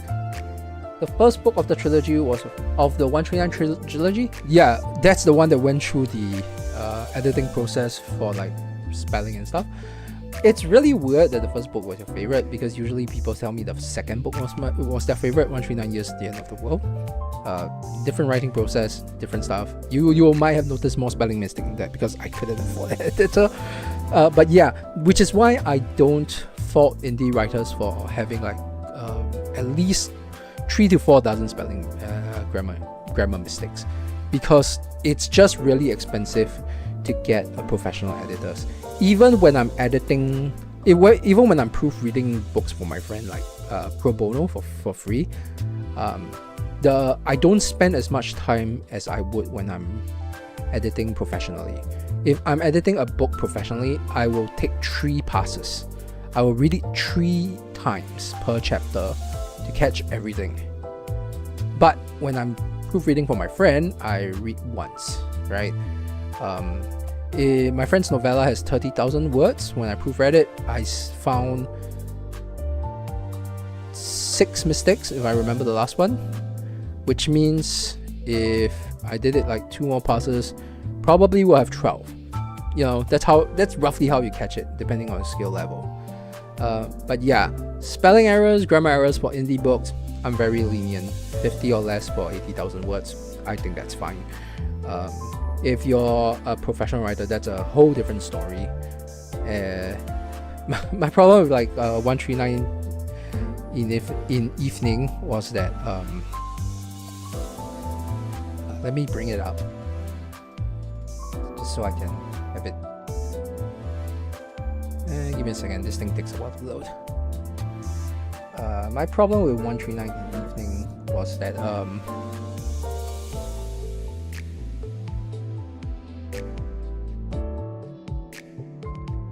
within evening, it was that it was that when I got an editor, I forgot there was US and UK English. I write in UK English, so when the editor got back to me, I have to change all the US words back into UK. That wasted so much of my time.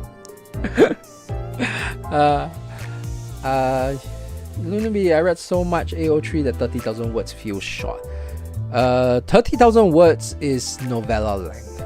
30 to 60,000 words is about novella length. It's kind of like vibes, you know. Some people say like 50,000 words a novel. I sometimes think that it depends on like the feel of how long a novel is. Every single novel I pace differently. Every single novel I format differently. These are passion projects. So it lets me try a lot of technical stuff that I won't be able to do in in professional settings. Like in evening, I paced it by scene. You realize there isn't a chapter. There isn't chapters. There's Act 1, Act 2, Act 3, and each act has like multiple scene breaks to make it feel faster and stuff with time and things. So even though it's like so even though it was, I think, 90,000 words, in evening was 95,000 words, it felt shorter than the rest. In contrast, book 2, 139 Years to the End of the World, is shorter than in evening, but it felt longer because I paced it to be parts. So you have long chapters, right? Because this is more like a slice of life, dystopian, emotional family thing, right? Don't you feel like don't you feel like British English has flavor? American English feels white and bland like boiled chicken.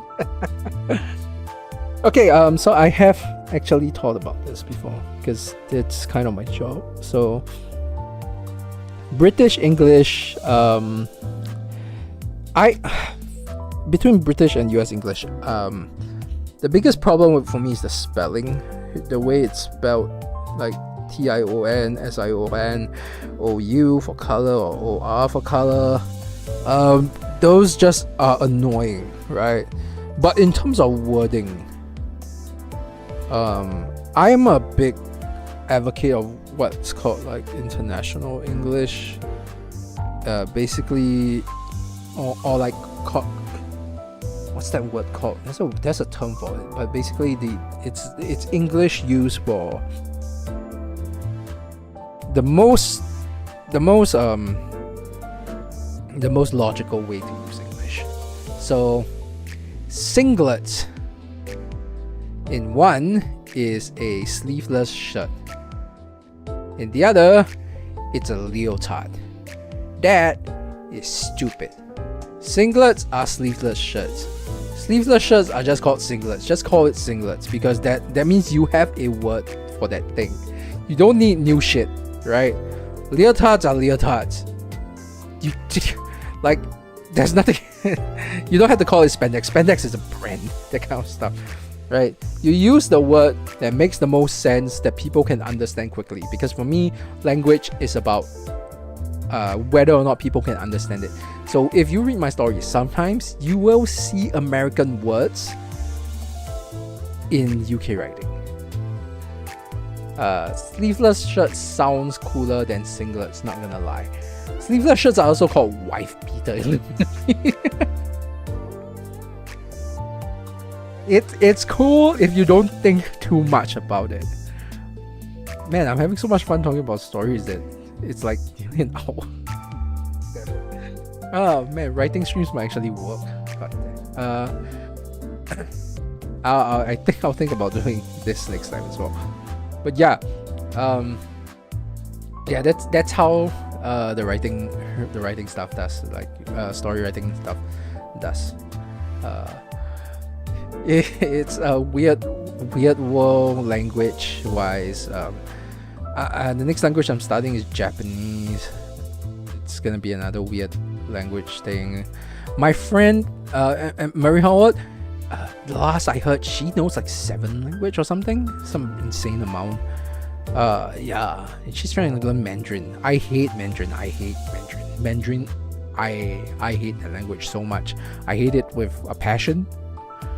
I may be Chinese, but no. There's a reason why iconographic language like Egyptian doesn't, like ancient Egyptian is like gone. Did I verify that? Did I verify what? That I hate Mandarin? Yes, I hate the language Mandarin. I think it should be like, okay, I can go on and on about why I hate Mandarin, right? It's just okay. One, there is a reason why language has evolved out of iconographic language. That my writer friend knows 7 languages. She knows a lot of languages. Because the last time I spoke with her, she was talking about speaking out language. I know she knows English, of course. what's the language of Denmark? Danish, I think. Yeah, Danish. She was a translator. Mandarin. I think she knows French. I can't remember. She did give me an insane number the last time I talked to her about it. But yeah, she worked as a translator. Knowing a lot of language as a translator is great. Yeah, Chinese is hard. Iconography there's a reason why languages are no longer iconographic, right? Chinese is still Mandarin is still iconographic, and it is like an active problem right now. It's so much of a problem that mainland China, younger generations are losing their ability to write Mandarin characters because it's so hard, that they are using what we call the pinyin, which is just the phonetics of it, the alphabetical phonetics. And yeah, there's a reason why iconography is no longer a common thing. Mandarin is one of the I think it's the last iconographic language, fully iconographic language on earth. Korean and Japanese still have some iconography, but those are more phonetics based than they are iconographic based. You know, it has evolved away from it for a reason. There are Mandarin. Have you ever thought about? This is my favorite example of why Mandarin is so hard. Have you ever thought about how would you write Mandarin with a keyboard? Right? That is insane. Right? So there are strokes in each icon for Mandarins, and each icon has different stroke. Different strokes. What's that word? Positions? No, that's not the word. Different stroke orders, right? Like, there's these two strokes called Pie and Na, which is the diagonal left stroke and right stroke, if I'm remembering correctly. If you start with the left stroke and then the right stroke, that word is 8. If you start with the right stroke and then the left stroke, that word is man. So that's how Chinese keyboards work. You have your strokes, and then you have to memorize the stroke order for every single character. Fuck that shit. It's not like they're phonetics or anything, you know, they're just stroke orders, man. I learned Mandarin all my life and I can't do it. It breaks my brain.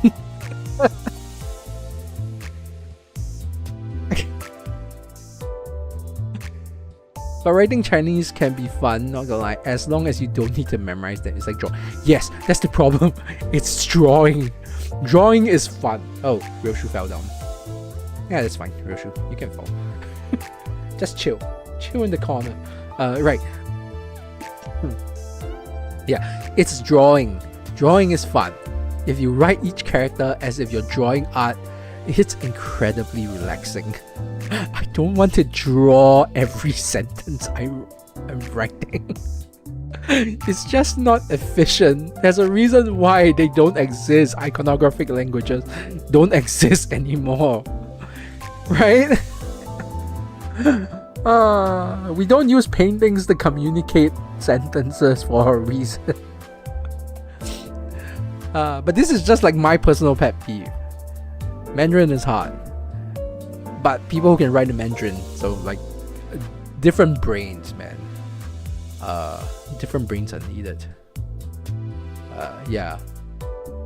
If it doesn't like detract away from stories already written in Mandarin, but it does make it a lot harder to create stories in Mandarin. I think that's a personal opinion. Of course, like I have a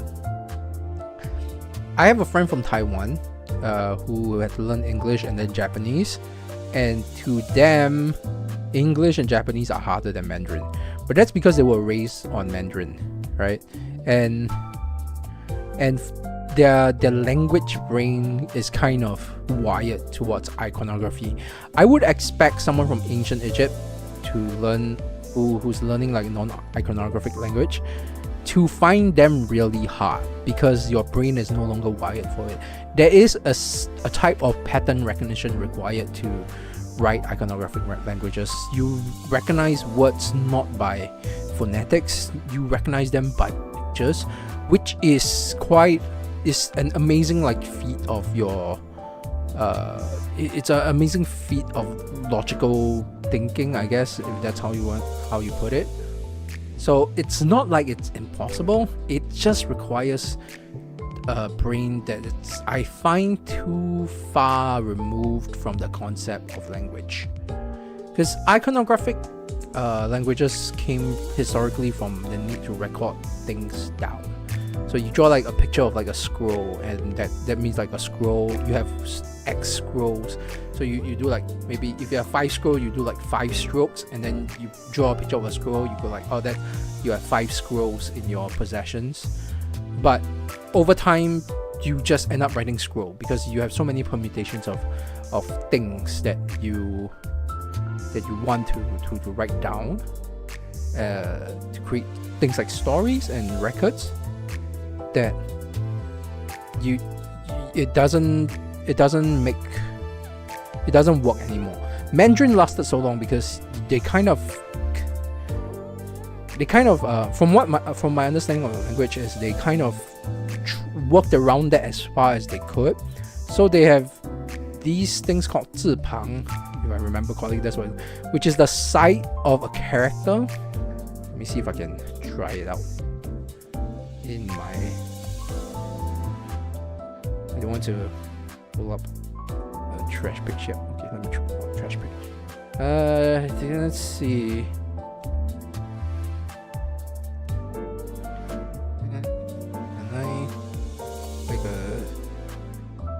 Right. So this is Jin. No, I can just type it out. I know enough to type it out. I don't have to draw it. Look, okay, this is Jin. I remember. This is Jin, the word Jin. The side here, this left side here, this is called 字旁. So this will determine like what the right side can mean. This is 人字旁, which means it is the side character for people. So this is usually paired with something that is for people, right? Jin is the 英俊的 Jin, which means it's the Jin for handsome. It's part of my Chinese name. I'm handsome boy, right? But it doesn't tell you what the word means. All it does is tell you that it has something to do with it. Yes, so you have to imagine like it's actually just 2 iconography. So it's just iconographic for person, and then the iconography for whatever the fuck this is, and then you combine it to make it seem like it's 1 iconography. That's like a cheat code that the way this language has evolved. That's entirely how they. I think that's entirely why they still can use it, because it's like how last ye o English has ye, and then you like ye o English, and then you just remove it, and then it just become o English, and then like, okay, you just remove the extra stuff. You're telling me this wasn't a thing back then? No, it probably was, but the thing is, like, original Chinese characters, right, were literal iconograph. So like da used to literally, if I remember correctly, da is literally a person making a big. It's an image of a person making a big. You get what I mean? Can you see it? It's like a person with 2 legs making this big sign with their body. So that used to be what it looks like, and then it evolved into the modern character. It slowly changed into this. Right? Let me see if I can find another example. There's not a lot that I remember. I think Men, which is door, used to also be a door, and then it slowly turned into this. Like, it used to be like a door that is like open. Then Huo is a guy being set on fire with the arms being... Was it? No, I think Huo is literally a campfire. So you have your camp, you have your wood, you have fire. It used to be drawn as a campfire, and then it really turned into this. So it used to really be pictures. It's iconographic. This is what I mean by iconographic languages. They went from pictures to characters, but they still are pictures, right? It's just like weird. Like, and let me see if I can. Jia. Okay, I remember a bit about this. Jia is home. So the top of it, right, used to be a rooftop. Yeah, that's how it works. You have to think about this. Like, this is kind of, as a language, really stupid. It worked really well for its time, but I really think that its time has come and gone, and they need to just let this go. When I graduated from school, I was like, I am so glad I never have to purposely write another Chinese character against my will ever again. It hurts so badly. And this is simplified Chinese. There are old Chinese. Old Chinese is hard. I can't even read old Chinese. I don't know how to read old Chinese, man. Like, god damn, that thing is bad. Like, let's see if I can. There is a character for 0. Alright, this is Ling. This is old Chinese Ling. I think it's as close to old Chinese as it is. Nowadays, nobody writes this when they're writing 0. They just draw a circle.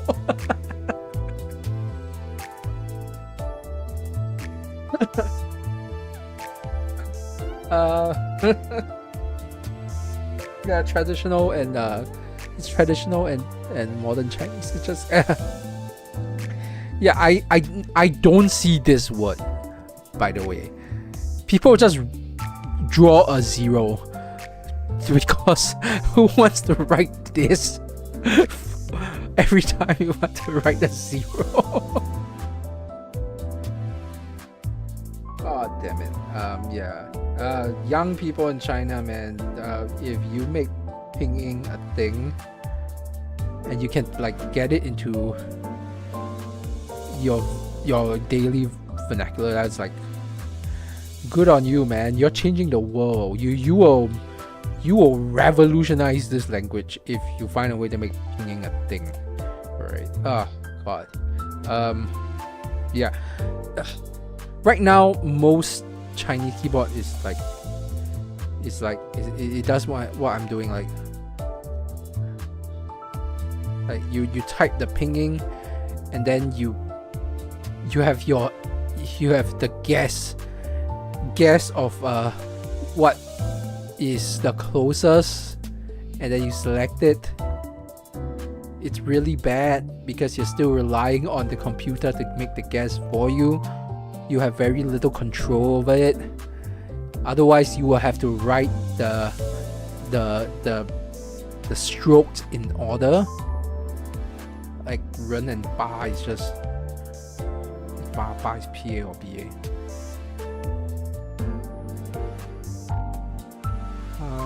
Ba. That's just a different order of left and right and left. All right. I don't know, man. my mind breaks sometimes when when I talk about Chinese. Yeah. All right. No more Chinese talk. Yeah. So if turning English names into Chinese is always pretty annoying. Imagine having to write that out with a pen. So I think you need to think of it as, all right, I'm gonna end the stream now soon, right after this. No more questions. But I will answer this because this is quite interesting linguistic wise. Turning English names into Chinese is it's a kind of vibe. All right, there is no translation. You turn it based on your vibe. The same thing for turning Chinese name into English names. There's no real translation. It's vibe. That's why Cho Chang from Harry Potter is stupid, because there is no Chinese word Cho and there is no Chinese word Chang that fits like that. You know, just doesn't work. But turning English name into the Chinese name, it's fine. My English name, Aiden, in Chinese is Ah Ting. It is just vibe. So how do you write Ah Ting? Wait, now I have to try it.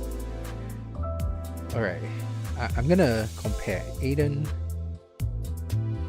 and Ah Ting.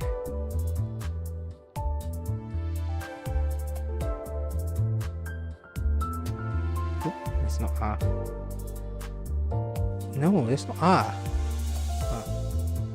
It's this Ah. It should be this Ah thing.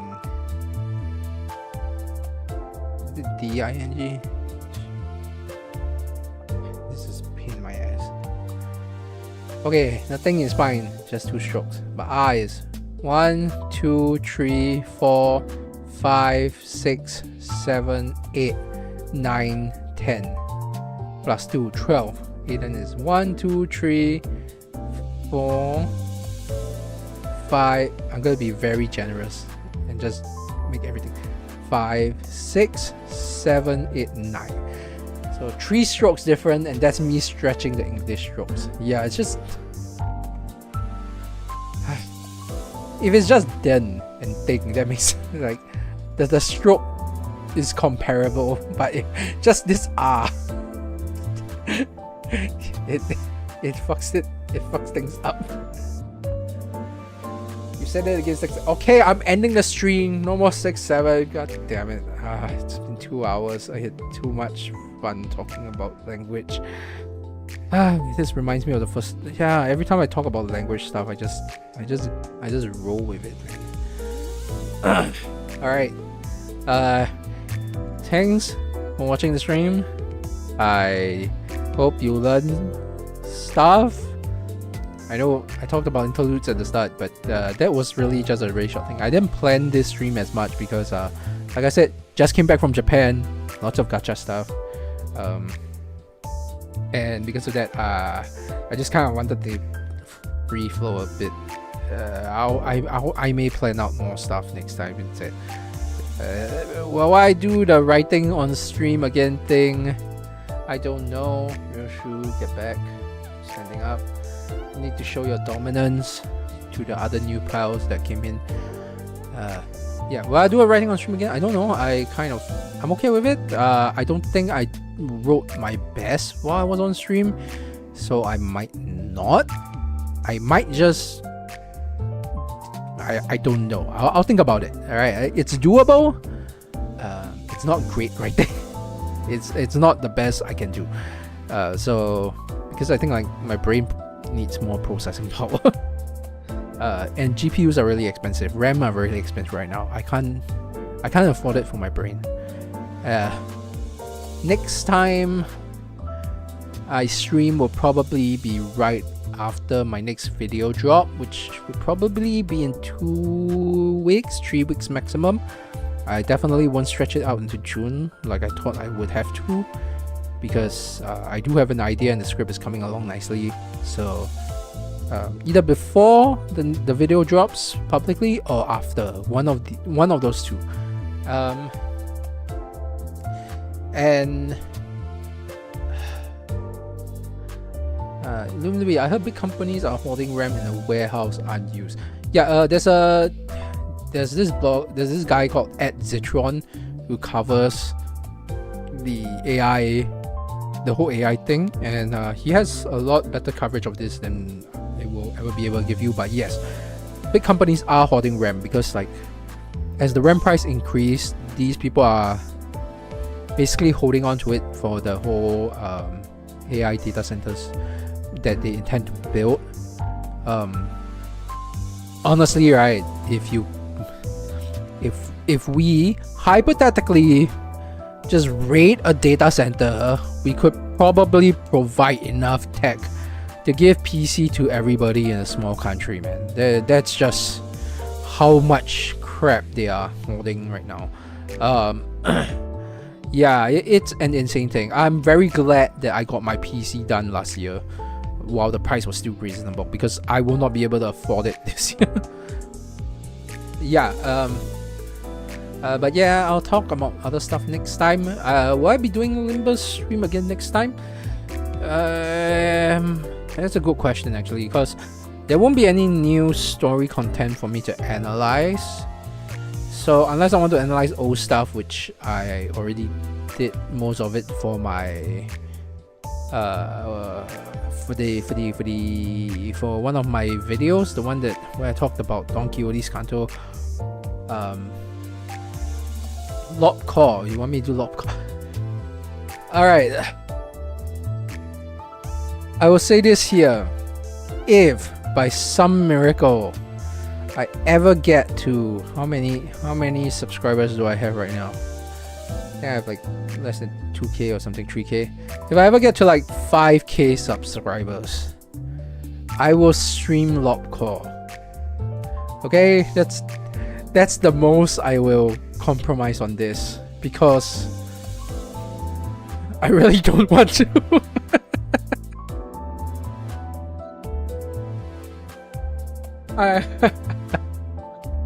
Love Chorus, it hurts me, man. You'll know why if and when I stream it, why it hurts me. What happened to promising that you'll stream it sometime this year? Please don't make me. I don't remember that promise. You have to clip it from my stream. If you can clip it, I will maybe not. No promise, possibly. Yeah, I like my nuggets too much. I'm one of those people who can't let my characters die. Right? If one of my nuggets die, I just reset the entire run. I have problems. I have attachment problems.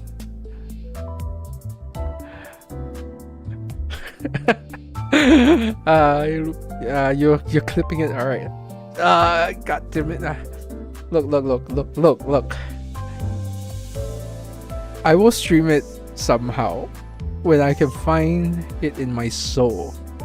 I might do one stream just to show you how bad it is for me to play that game. Alright, I don't know when, but I will.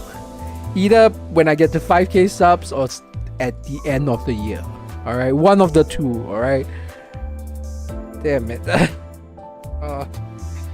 It hurts me so much to even think about it.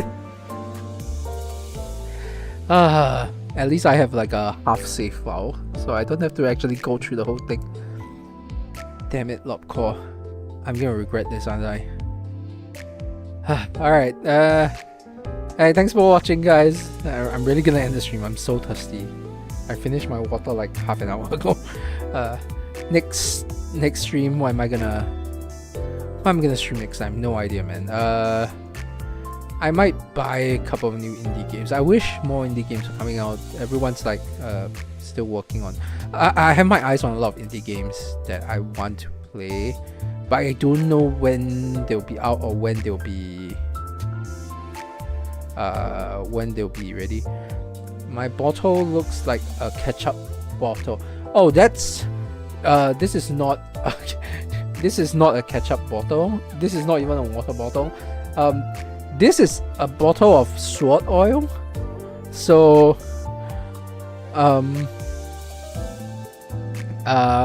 this is a bottle of sword oil. So, when I have this black thing behind Real Shoe. Hang on, let me just move. There's this black box behind Real Shoe, right? That I use as a backing.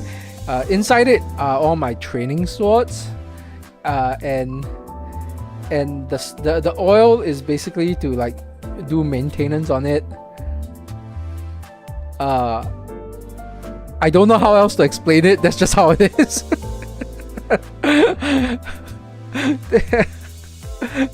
But I keep it here because like there's like the training swords are made of like some of them are cloth, some of them are like tapes. I mentioned in my book that I did sword play. Yeah, I do sword play. So yeah, I have swords in my room, a bunch of them. It's all inside this box. It's all inside this box right here. These are my training swords. They are padded. Some of them are cloth. Some of them are tapes. The tapes one, I occasionally have to oil it so that they continue to not so they're not that rough. So I keep the oil just on the table so that I can like maintain it. I have another bottle of sword oil, like Roshu, help me. Alright, it's like somewhere that side, like over there in my room. And that's for my metal swords that I'll use to keep off the rust for the metal stuff. This one is for this red bottle that looks like a ketchup bottle. It actually is a ketchup bottle. I just repurposed it. But this one is for the rubber and foam swords. Yeah, I'm not drinking that. I think I'll die if I drink that. Sword is another thing that I can talk about forever. My history with sword is also quite extensive. I helped to translate like one of the sword manuals that is one of the historical sword manuals that's on the market right now. That's like I have actual history and hobbyist qualification to swording. I guess that's what you say. Do I kill with the metal swords?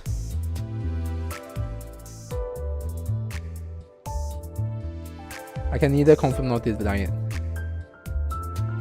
Okay, I feel like I'm being interrogated. Okay, bye! Bye! No, really, I'm ending the stream now. Bye. Please don't call the cops.